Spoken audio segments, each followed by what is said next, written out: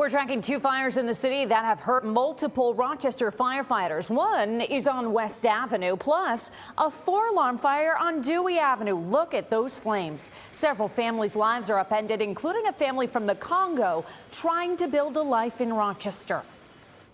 This is her sister, and she lost all her documents from the fire.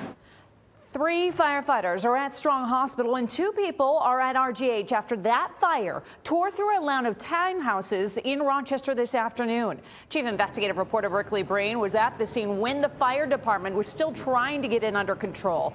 So, Burke, how badly are those firefighters and people hurt? You know, Nikki, it's hard to say right now because the fire chief did not have that information when we spoke to him. We know that the firefighters had burns to their bodies. We know that the 2 people who were hurt by the smoke and the heat. I spoke to one neighbor who saw a child on a stretcher on their way to the hospital. So this is the townhouse behind us here on Dewey Avenue. This is where the fire was. We're about 2 blocks north of the Aquinas Institute. This is what it looked like just 2 hours ago. I spoke with neighbors who saw the first flames come out of a window in the attic, and it spread from there. The fire department called in more trucks. Just because it was so hot, they had to have enough firefighters to step in and give the other firefighters a break.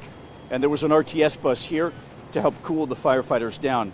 The fire chief says there are about 12 to 24 people who are out of a home, including a family from the Congo who arrived last year, and we spoke to them with the help of a translator.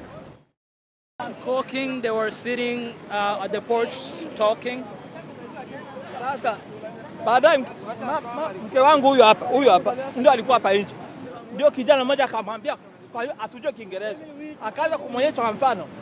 And somebody from across the street started calling her saying, "Come out, come out." They didn't know what was happening. Sasa alipo kutoka hivi kwenda kuangalia kule kuna moto, ndio akaniita. When she stepped outside, that's when she saw the fire and the smoke coming out of the next house. Right now I have 3 firefighter injuries and 2 civilian injuries. What kind of injuries, Chief? Right now the firefighter injuries appear to be burns in nature. The civilian injuries happen to be more atmospheric conditions. Describe the severity of their injuries? I cannot at this time. I do not have that information, but they were transported. Well, we saw firefighters getting treated at the scene, including one with a bandage over his hand and then one on a stretcher. We also saw several firefighters struggling with the heat. I'm going to talk to the fire chief about that when we come back at 6 o'clock live here from the scene. Now you can see that the front loaders have already arrived, preparing to try to take this townhouse down. The damage is just so bad. They just arrived here on Electric Avenue at Dewey Avenue, so that work continues. The fire department says the Red Cross is on the scene. I talked to one of their workers just a few moments ago. The city is also here, and they're trying to find a place for all the people who lost their home today. Find a place for them to be able to sleep safely tonight. Nikki? And Burke, Dewey Avenue was closed for a long time. I see the crew still there. Do we think it's going to be opening up anytime soon? No, Nikki, the Dewey Avenue is still closed, so it's closed on one end at McGee, and it looks like it's closed all the way down to Ridgeway on the other side. There's not a ton of traffic here right now, but if this is part of your regular drive at this time of day, I would avoid it for sure. Thank you, Burke.